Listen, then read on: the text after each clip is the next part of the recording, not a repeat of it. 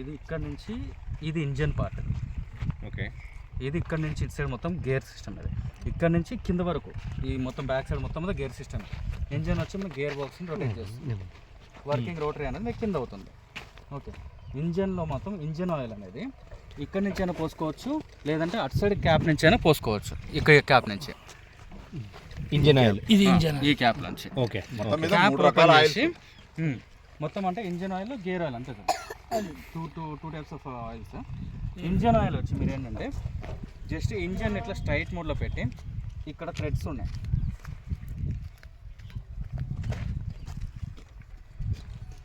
అటు ఇటు ఉంచకుండా కరెక్ట్గా ఏంటంటే మీకు ఈ థ్రెడ్స్ వరకు ఆయిల్ పోయాలి. ఓకే.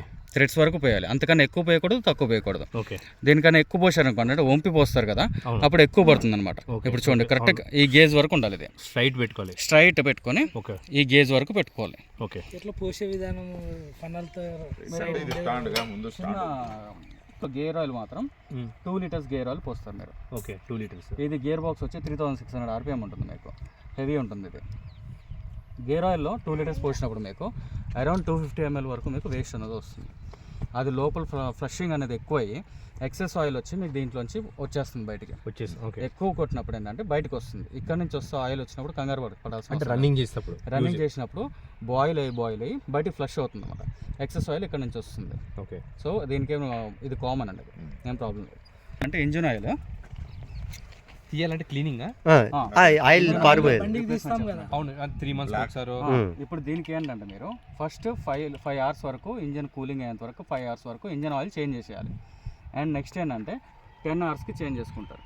నెక్స్ట్ టైం నుంచి 20 hours చేంజ్ చేసుకుంటారు. ఓకే. 20 hours అని పెట్టుకోండి, 20 లీటర్స్ పెట్రోల్ అని పెట్టుకోండి. 20 లీటర్స్ పెట్రోల్ 20 లీటర్స్ పోస్తే దీని గేర్ ఆయిల్ అనేది నెక్స్ట్ 20 లీటర్స్కి గేర్ ఆయిల్ మార్చాలి మీరు.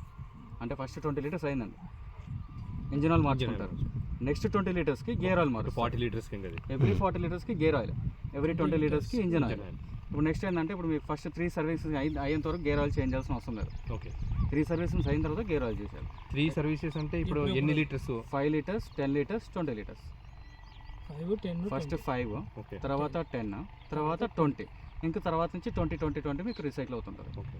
సో 5కి 10 ఇంజన్ ఆయిల్ తీయాలంటే ఇప్పుడు ఇక్కడ బోల్ట్ ఉంచండి. Engine oil bolt, drain bolt అంటారు దీన్ని.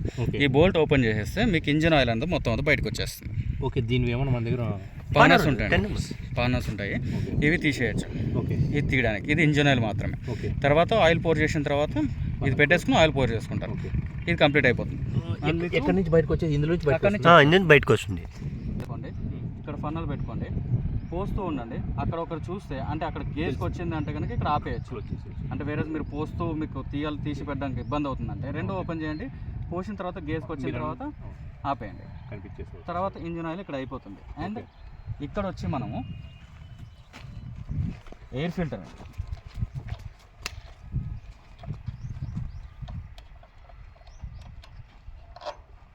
ఎయిర్ ఫిల్టర్లో ఈ చుట్టూ మాత్రము ఒక అరౌండ్ 20 to 30 ml ఇక్కడ లెవెల్ కనపడుతుంది. ఈ 30 ml వరకు మాత్రం మనం పోయాలి ఆయిల్.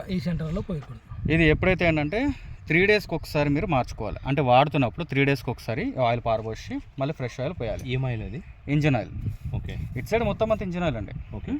ఆయిల్ అనేది ఇక్కడ పోసుకోవాలి, ఈ మధ్యలో మాత్రం పోయకూడదు. ఇన్ కేస్ ఇంజిన్ ఆయిల్ దీంట్లో పోసారు అంటే కనుక ఇంజిన్ అనేది స్టార్ట్ అవ్వదు, దీంట్లో పోయకూడదు. జస్ట్ ఏమవుతుంది పోస్తే కనుక ప్లగ్ లోకి కార్బొరేటర్లోకి ఆయిల్ వెళ్ళిపోతుంది. అది మళ్ళీ తర్వాత మనం తీయాలన్నమాట. దీనికి ఒక లిడ్ ఉంటే బాగుంటుంది కదా, తీసి పోయండి. తర్వాత మళ్ళీ రింగ్ పెట్టేసి ఎగ్జాక్ట్గా ఇట్లా పెట్టండి. బై మిస్టేక్ జస్ట్ మీరు ఒక మిస్టేక్ అవ్వకూడదని అంతే.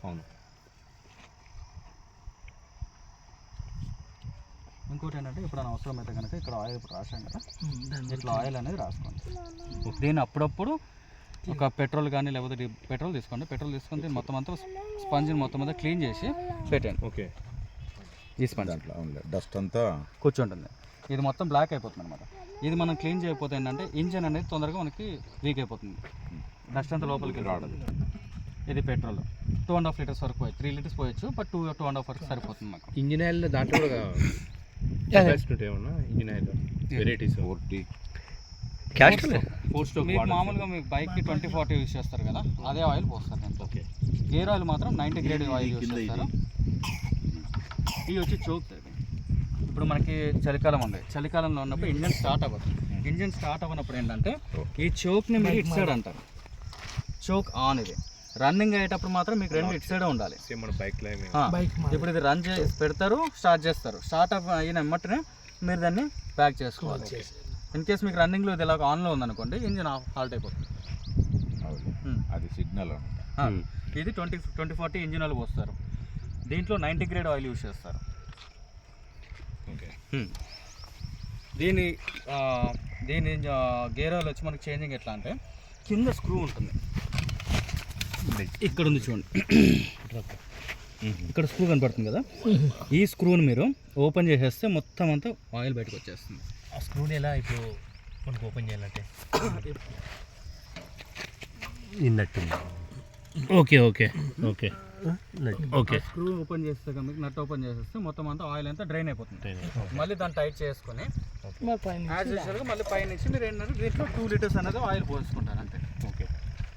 అండ్ ఎప్పుడైనా మీకు గ్రీజ్ ఉంటే కనుక ఒక ప్యాకెట్స్ గ్రీజ్ తీసుకొచ్చి వీటికి హబ్స్ ఉన్నాయి కదా, ఈ హబ్ అంతే అండి మెయింటెనెన్స్ అనేది.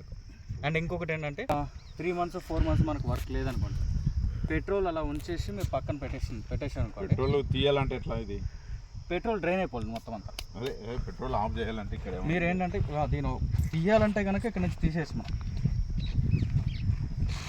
ఆడ కార్పెట్ పైప్ ఇక్కడ ఉంది, ఈ కిందది ఉంది కదా, దీన్ని ఇక్కడ లూజ్ చేసినా వచ్చేస్తుంది, లేదంటే ఈ పైప్ పీక్నా వచ్చేస్తుంది. ఈ పైప్ తీసేసినా కానీ మొత్తం డ్రైన్ చేసుకోవచ్చు. దీనికి అటాచ్ ఉంది కదా, దీన్ని తీసేసి బాటిల్లో తీసుకోండి. పెట్రోల్ ఎప్పుడైతే 3-4 months హాల్ట్లో ఉంచుతారో, 3-4 months మీరు హాల్ట్లో ఉంచితే కనుక మొత్తం అంతా పెట్రోల్ డ్రైన్ చేసి ఇంజిన్ పక్కన పెట్టుకోండి. ఏమవుతుందంటే ఇన్ కేస్ మీరు అట్లానే రన్ చేశారనుకోండి, అక్కడ 3-4 months అట్లా ఉంచేశారనుకోండి, కార్బొరేటర్లో అనేది మీ వెట్ మాయిశ్చర్ వచ్చి కూర్చొని కార్బొరేటర్ అనేది కొట్టేస్తుంది. 3-4 months మీరు వాడరు, వెట్ మాయిశ్చర్ వచ్చి కూర్చొని పోతుంది. అందరికి రెగ్యులర్గా యూజ్ చేస్తే ఏం ప్రాబ్లం ఉండదు. ఆ కూర్చున్నప్పుడు ఏంటంటే ఏమంటే మీరు స్టార్ట్ చేసినప్పుడు చెప్తేనే కొట్టేస్తారు అన్నమాట. సో అందుకని మీకు ఏంటంటే కార్బొరేటర్ ఇష్యూ వస్తుంది అంటారు కదా, కార్బొరేటర్ ఇష్యూ దీని మీద వస్తుంది అనమాట. మీరు ఎప్పుడైతే పక్కన పెట్టేస్తో డ్రైన్ చేసి పక్కన పెట్టండి. కంటిన్యూస్గా యూజ్ చేస్తున్నామంటే కనుక అవసరం. కంటిన్యూ అంటే ఒక 15-20 రోజులు వాడకుండా ఏం కాదు, 15 daysకి ఏం కాదు. కాకపోతే ఏంటంటే ఇప్పుడు మంచి కాబట్టి చలికాలంలో అంటే కనీసం స్టార్ట్ చేసి ఊరికలా సరిపోతుంది. మీకు ఏంటంటే లోపల అనేది ఫ్లషింగ్ అనేది అవుతుండాలి అన్నమాట. లోపల స్టార్ట్ చేసే ముందు ఏంటంటే ఇది పట్టుకొని ఒక 4-5 times ఫ్రీ చేయండి, ఇంజిన్ ఫ్రీ చేయండి ఫస్ట్. ఇంకోటి ఏంటంటే స్టార్ట్ చేస్తారు కదా, స్టార్ట్ చేసినప్పుడు ఇక్కడ నుంచి లాక్కూడదు మనం. దీని ఏంటంటే ఇక్కడ పట్టుకోండి, ఇక్కడ లాక్ పట్టుకోండి, చిన్న డ్రాగ్ చేయండి. లాక్ పట్టుకుంది కదా అక్కడ, పట్టుకున్నప్పటి నుంచి ఇక్కడ నుంచి మీరు డ్రాగ్ చేయాలి స్టార్టింగ్ అనేది. Okay okay. ఇక్కడ నుంచి డైరెక్ట్ అనకూడదు, ఇక్కడ వచ్చిన తర్వాత మీకు ఏంటంటే ఇప్పుడు ఇక్కడ మీరు ఇక్కడ నుంచి ఇట్లా అన్నారనుకోండి, లోపల లాక్స్ అనేది పట్టుకుంటాయి. Okay okay. అట్లా గట్టి పట్టుకున్నప్పుడు ఏంటంటే ఇది హార్డ్ స్ట్రోక్స్ అంటారు. ఓకే. ఒక్కసారి ఇట్లా కొట్టినప్పుడు పిన్స్ ఏవైతే ఉంటాయో లాక్స్ గట్టి కొట్టుకుని దెబ్బతింటాయి. దెబ్బతిని ఈ కాయిల్ అనేది కొట్టేస్తుంది తొందరగా. ఈజీగా ఏంటంటే మీరు ఇక్కడ నుంచి ఇట్లా లాక్ పట్టుకోండి, ఇక్కడ నుంచి డ్రాగ్ చేయండి. ఓన్లీ స్టార్టింగ్ నుంచే డ్రాగ్ చేయడం అవసరం లేదు, ఇక్కడికి వచ్చిన తర్వాత అంతే అండి. ఇది ఈజీ మెయింటెనెన్స్. ఒకవేళ మీరు ఇక్కడ నుంచి స్టార్ట్ చేశారంటే రీకాయిల్ లాక్స్ పోతాయి, మళ్ళీ మీరు మొత్తం రీకాయిల్ సెట్ మార్చాల్సి వస్తుంది. ఇక్కడ దీని మీద సైలెన్సర్ మీద చేయకండి, హీట్ అవుతుంది అంతే. ఫుల్ రన్నింగ్లో